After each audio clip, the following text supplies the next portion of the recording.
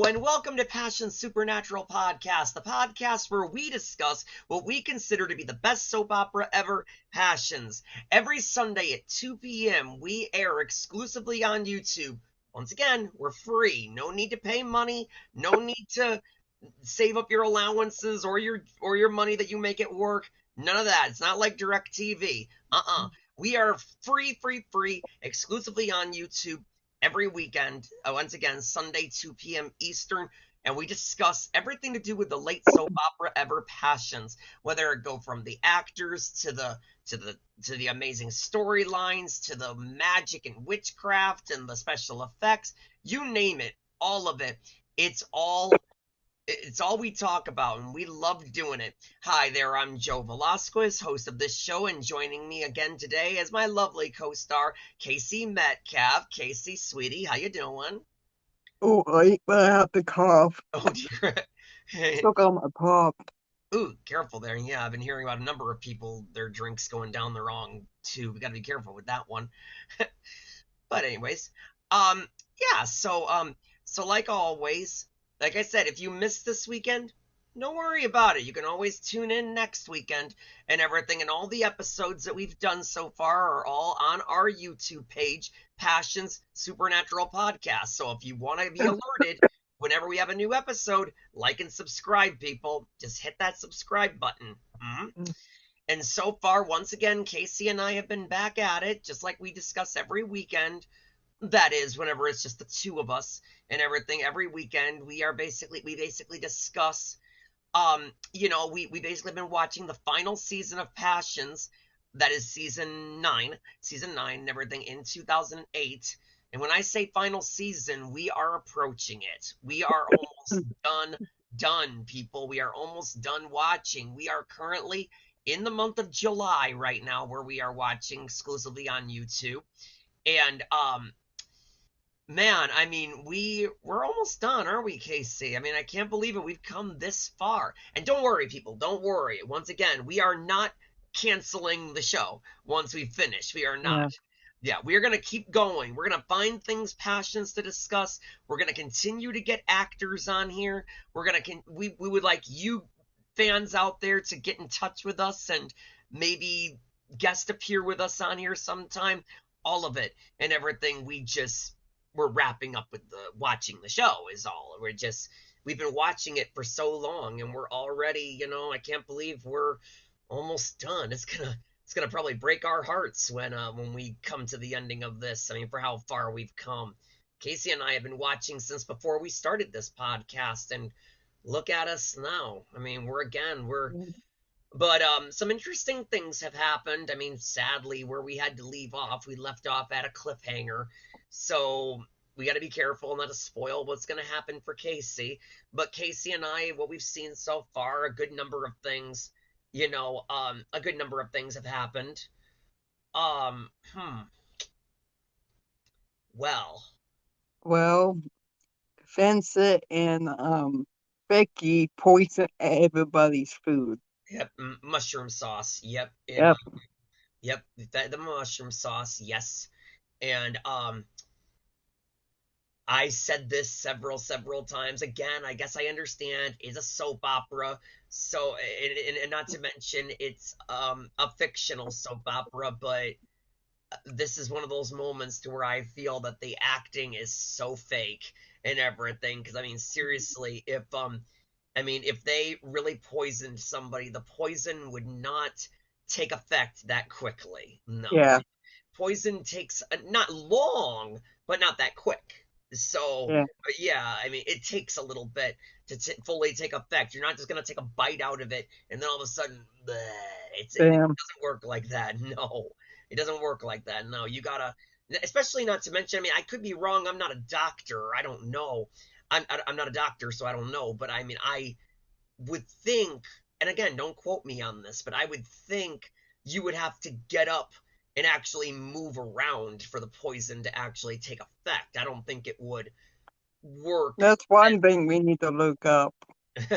Yeah, I mean, with all Um, these things that we're discovering about passions of what they're getting right and what they're getting wrong, that's one thing. Yeah, I mean, I think if you take poison, I think you have to be really moving for it to really take effect. I mean, they were all sitting down eating and stuff like that. So for it to kick in as fast as it did, totally wrong, so fake and everything. Again, I understand it's a soap opera and it's not gonna be legit, but seriously. Mm. But anyways, and we are up to a point now where once again, I kind of like these little moments for how brief they are and everything. I kind of like it when these moments happen. We've got a temporary Sheridan and everything. Cam Heskin has taken over for the role of Sheridan once again temporarily. I forget what Mackenzie was doing or whatever. Forgive my TV in the background, people. I forgot to turn He it off. probably was sick at She that might have been point. sick. I can't remember. Mm. It just says online she was just on a temporary leave of absence of something like that or whatever. But I forget the reasoning, whether she was sick or whatever. I can't remember. I know that Emily Harper, she had the flu when Chrissy Carlson had to temporarily take over, but I forget why Mackenzie was out for this one. But I think the next episode, I think it's the next episode that we watch. I think Mackenzie comes back, I believe. Cam was only there for 2 episodes. And I believe it's the next one we watch when Casey and I watch again. We'll have our Mackenzie Westmore back and everything. Um, um, um, so, so yeah, where we've left off is that everybody is either dead or dying and everything. Um, hmm. And Vicky and Vincent with the handcuffs. I think Yeah, Sheldon. like how in the hell did that happen? I mean, Sam's been dying or dead. He ain't. How in the hell they get their cuffs on them already? Um, find that a little interesting. They don't even explain that. And But Esme found out about her yeah, niece, now Vicky, Esme, how she now is. Esme's really helping Tabitha out and everything, knowing that Tabitha's a witch and everything, and she's really um, you know, she's she's doing a good job keeping it a secret, which is shocking. I didn't think Esme could keep her mouth shut. She's doing pretty good. Is Um, it how she went sometimes? her and Rebecca are big ranters, so yeah. Yep. But Esme, yeah, now she knows about Vicky, and um, it's just very, very, very obvious or whatever that this isn't. I mean, again, Vicky's a minor and all that stuff and everything, but even so, even just being a 17 or something year old kid, I mean, what Vincent is going through, I'm not even entirely sure if there is a cure, if you know what I mean, for what Vincent is doing and everything. I mean, they've tried everything. They tried getting him a counselor. They've tried everything to try and help him, and he is just not cured. He is really, really, really just off his rocker following Alistair's doing. Well, I don't know if the same goes for Vicky. I'm not entirely sure. I'm not. I mean, Vicky was only killing to protect herself from anybody that took her Aunt Esme away from her. And Vincent took advantage of that and used that as a way to get her to work with him and stuff or whatever. I mean, for all we know, he had no intention of, he had no intention of them protecting themselves. He's just a psychopathic killer. But I don't know. I don't know if Vicky's condition is as bad as Vincent's or not. I'm not entirely sure. I just know that she's really, yeah. Um, but yeah, I mean, Esme's really ticked off at Vicky right now, which is kind of interesting to see that after all this, all my poor Vicky crap that she's been doing for all these months and everything, and now all of a sudden, yeah. And Vicky like, I thought you were gonna leave me. And Esme like, I'm not gonna leave you. And she hugged her. If that was me, I was like, you're going to jail for killing people. Yeah, I really think that Vicky can be charged as an adult, even though she's a minor. But but all the same or whatnot. I mean, um, it's yeah, but not to mention, I mean, it's like I said this a while back and everything. I found it when I first watched the show. I found it incredibly shocking because usually whenever these people or these kids or whatever, whenever they believe something like they're going to be sent off to boarding school or they're going to be sent off to military school or they're going to be taken away from somebody, usually when they think that, there is like so many times to where it turns out to be a misthinking and everything, and they just think they're going to be sent away, but then of course they end up finding out that that would never happen, and all the bad stuff that they were doing, they didn't have to do it because they were fine. This time they were really going to send her to boarding school. Vicky was right the whole time. that's Yeah. that's that's wow. A lot of times that doesn't happen. A lot of the times kids are just wrong and they think something is going to happen, and then it turns out no, that would never happen. But now this time, yeah, the Vicky is entirely right. They were going to send her to boarding school, and it just blows me away that this poor kid was right all along. Not right to kill, but right about what was going to happen to her. Yeah, I mean, she's going to be sent away to prison. Yeah. That's a worse place to go And to. again, I do believe that she can be charged as an adult, but sometimes I kind of wonder or whatever, if maybe like they would feel sending her to a mental hospital would be better for her. Vincent, prison, no matter what. Even worse, maybe the death penalty for Vincent. He deserves the worst possible. But Vicky, I don't know if prison is really the right place for her, despite what she did. I mean, um, maybe a mental hospital would be good for her. I don't know.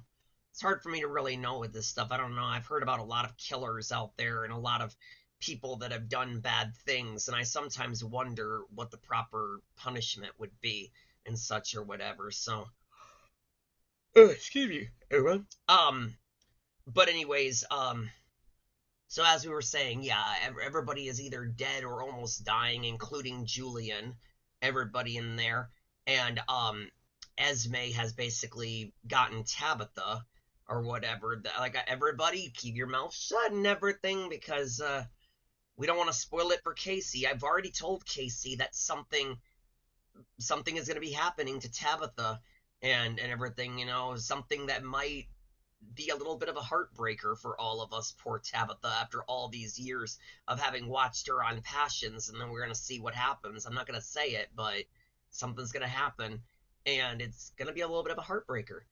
But Tabitha's already warned Esme that if she goes into that church and She's uses going her to lose her magic, powers. yeah, she could lose her magic. And so, but of course, the kid who's freaking not even on the set, so they have her invisible, and Dora convinced her to do it. Mm. Um, I swear, people are being a little.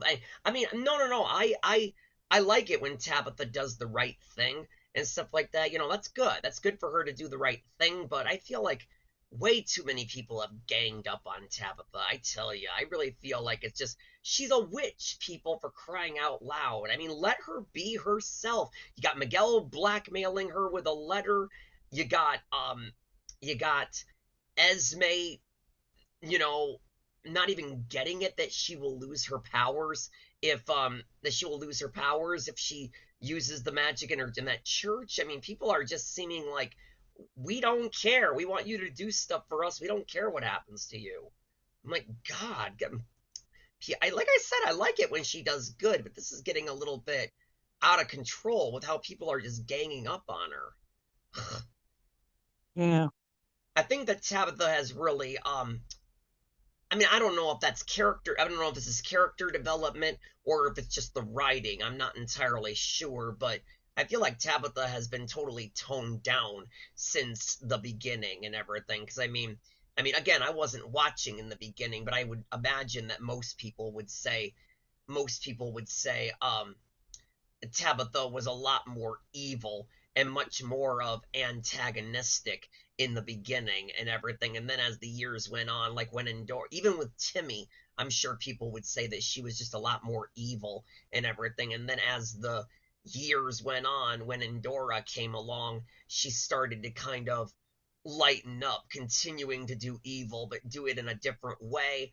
And then finally, around, I don't know, maybe around the seasons that I started watching, Tabitha had gone completely toned down to where she wasn't really evil so much anymore. She was just goofy, if you know what I mean. She was just trying to do evil stuff to people and stuff like that, but she was doing such goofy things in the process or whatever, and she wasn't really the same witch and everything. I don't know if that was character development or if that was the writing. I don't know, but she definitely ain't the same witch that she was in the very beginning of the show. I'll say that much. I mean, going all the way back to 1999 when the show started and we first met her sleeping on her sofa. That was the first scene of hers, and she ain't that same witch anymore. Um, and like I said before, I know it's just totally obvious or whatever that it's just ridiculous. It's really just stupid, a stupid explanation or whatever, that it's just totally obvious that Endora is not, that Nicole Cox is not on the set, and that's why they have her invisible. I mean, it's like we gotta have her in the show, but it seems like they're wanting to cut back on paying the kid, or there's those child labor laws stating that kids can only work a certain number of hours a day and stuff like that or whatever. And so it's like, let's just make her invisible. It's just too obvious. They could have found some other way to do it. They could have found something else to do or whatever, with her or whatever, to see to it that Endora could be there, or maybe she could be just, I don't know. They could find something else other than make her invisible. Yeah. I just find that just so incredibly awkward that Tabitha is just sitting there talking to a random talk bubble. Seeing it come from Endora herself, that's one thing. That's actually really cool. But seeing her, a talk bubble, come out of nowhere is just kind of eh. Um, we'll have to wait and see the next episode for you to see what happens to poor Tabs. Um, um, I mean, heck, even with even with people dying and others trying to save everybody, Vincent and Vicky ain't giving up with the killing process and everything. They're still trying to kill people. I mean, they ain't giving up. Um, yeah. Like Juanita set up the bomb Oh, at yes. the basement, and hopefully somebody will know about it before it goes off. Yeah. Yeah. A bomb. That's something about soap operas that doesn't get old. How many soap operas are we gonna have where there's a bomb that takes place? General Hospital. Even I don't think I've seen one on Days. I really can't remember, but it just Mm. seems like so many soap operas always have a moment where there's a bomb that could blow up at any minute, and people gotta, you know, The Owlville yeah, before it goes off. yeah, Run for their lives. mm-hmm,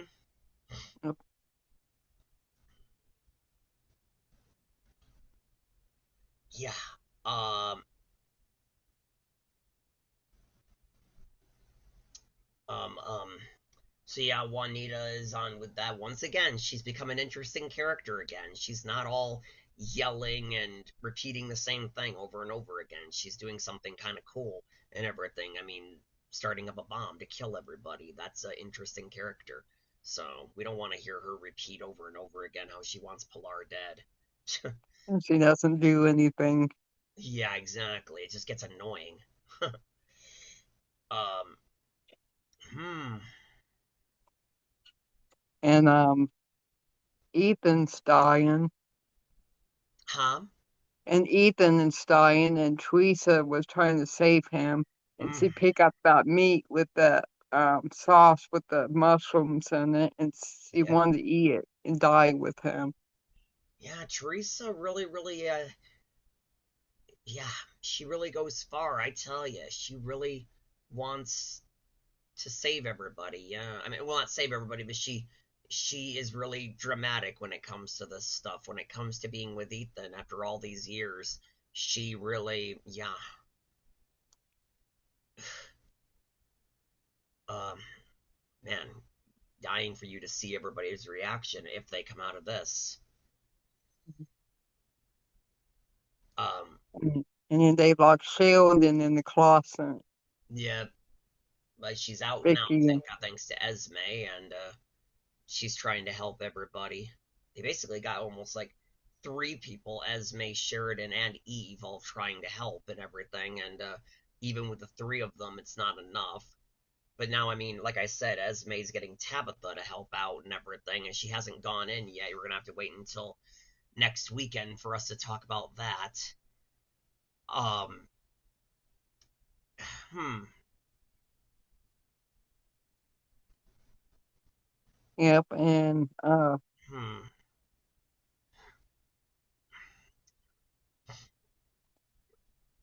Uh, Teresa got locked in at the store's room right. in the Yeah. basement.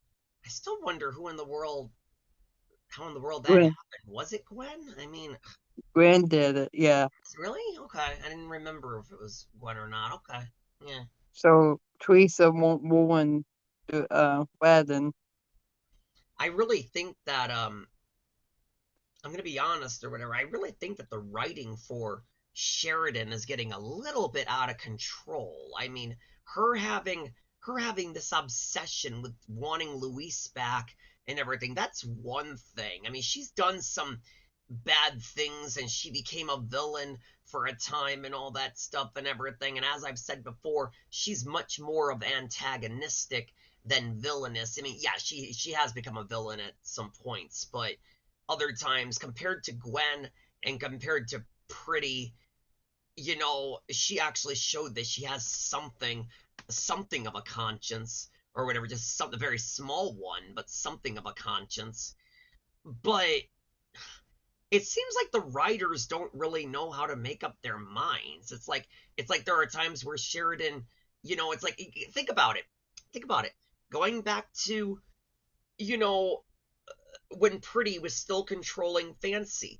Sheridan did the right thing and actually stopped Pretty with the remote control and that tick that was inside of Fancy's nose. She did the right thing. She does Mm, want Luis back, but she knew that she couldn't, you know, let have somebody else die like that and everything, or whatever. And that was the right thing to do. But now here she finds out about Vicky and Vincent, and yet she's willing to let them go through with their plan so that Fancy could die, not even thinking to herself, Luis could die too. That's like a complete, before she was willing to save Fancy from Pretty, but now she's willing to let her die. It's like the writers can't make up their minds with her.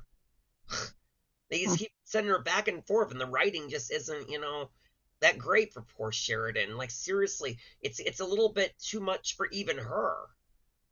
I can understand if it was somebody like Gwen or somebody like Pretty, or somebody like that. I can understand if it was somebody like that, but Sheridan has actually done something to redeem herself. Like I said, she has definitely done some bad things, like try to kill Teresa in the prison and all that stuff to save Luis and all that stuff and mm. everything. Yeah, that's some bad stuff.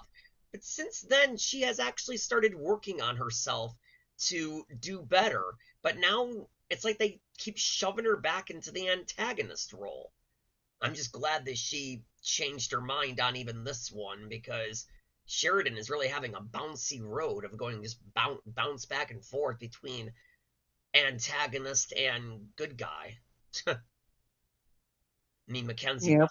Mackenzie Westmore, she said that she liked being the bitch and everything, so she liked it and everything. So, Mm, but again, I mean, Mackenzie, wanted Sheridan to end up with Luis and all that stuff, and so did Galen. So, they apparently were not. Yeah.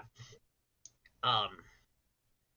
But anyways, I mean, hmm.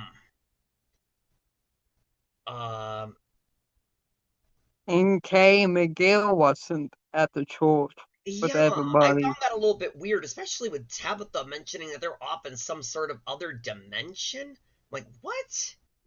What other dimension? Not to mention, Miguel wouldn't go to another dimension. He hates magic.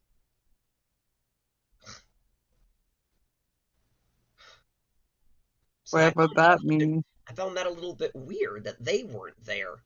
Not to mention, I'm sure that mushroom sauce probably would not have affected Kay with her being a witch herself. I'm sure that she would have ate some and probably would have survived. So, yeah, it seems like again, I feel like around these last number of times, it seems like Kay and Miguel have actually gotten less to do compared to everybody else, compared to Ethan and Gwen and Luis and Fancy and Sheridan and Noah and Paloma. They've gotten a lot more to do than Kay and Miguel have. I mean, it's awfully weird to have a rehearsal dinner and Kay and Miguel are getting married. I mean, he's a Lopez Fitzgerald and she's a Bennett. They should be there soon. I mean, you would have thought that Sam would have been wondering. I mean, his daughter is getting married and she's not there to rehearse it. And Pilar doesn't even mention about Miguel. Hmm. Like I said, the whole Tabitha mentioning that they were in a different dimension just really didn't make any sense. Like I said, this season definitely had the most flaws, but I still love it. I just love it to bits. It's still my favorite compared to the other seasons, but it definitely has the most flaws. Yep. Yeah, but I mean, anything else? I mean, Um, hmm, shocking that Rebecca wasn't even there or whatever. I she mean, left. yeah, She left to go be with some guy, I guess. I wonder how she would have reacted to seeing this poison mushroom sauce thing and everybody flopping down, dying or dead. I wonder how she would have reacted to this. Huh. Um, yeah, so like I said, I mean, we um we got some stuff to look forward to, I'm telling you. I mean, the next episode something big's gonna happen and um something big's gonna happen and coming up in a few episodes, I forget what date I told you, but one character is gonna very briefly return. They're not staying. They're not gonna stay till the end. They're just gonna make a brief appearance. It'll be good to see them again. And something's gonna happen for Endora. Um yeah, something's gonna happen for Endora. And hmm, yeah, we got some stuff, to really look forward to. And I mean, we gotta wait until you and I gotta wait until the end of the week to keep watching. I want us to keep on going, girl. I'm sorry, but I just have a busy schedule I get you. It now happens. since I started bowling now, so on Wednesday Yeah, night. So sure. Yeah. Um, but yeah, so I mean, yeah, yep. Um, yeah, so well, I mean,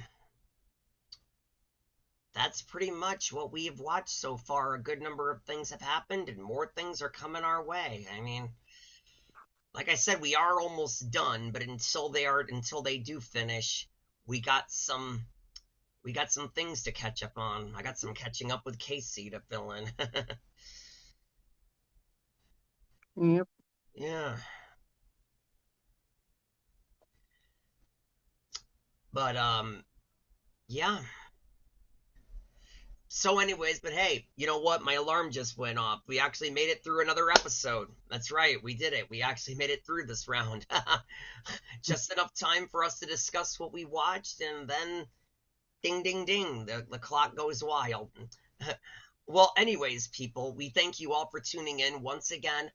If you missed today's episode, that's okay. You can tune in next week, and you can always look back. All the episodes are all on our YouTube, Passion Supernatural Podcast. Again, hosted by Casey and myself, Joe Velasquez. And there's a lot coming up for us and everything. And please, listen, you guys, we are still trying to get more cast members. We really are. We are trying to get more cast members. It's a very difficult thing and everything. We've already messaged a few people, and we're just waiting on some responses, and stuff like that. And I want to try to look for more people. Yes, like I said, try Facebook, sweetie. I'm telling you, Facebook, Yeah. You got a better chance of getting people on Facebook than you would on Instagram. Can't really say that for people like Galen or Eric. I can't really say for them, but you should with some other characters, other people, if you know what I mean. You might have a chance. I mean, I'm still waiting to hear back from Dylan and Christy, and I won't hear from Dana until next month. I'm to reach out to her. She told me April. So, but we're gonna keep at it. We're gonna keep going. We're gonna get more. It's just gonna take some time. But hey, if you guys love Passions as much as we do, and if you would love to relive memories, talk about the memories, and everything with us, by all means, leave a name and a social media account that you have in the comment section below. Like and subscribe. One of us, me or Casey, is bound to reach out to you, and we would love for you to come on and do our podcast. We would love it. So please reach out to us. And like I said, we're always on the roll. We're looking forward to every weekend whenever we appear right here exclusively on YouTube. But until we meet again, I'm Joe Velasquez. And Casey Metcalf. And just remember, you are our passion for life. Thank you. All right. Have a good night, everybody. Thank you. And kiss the lips of the one who could sing so sweet.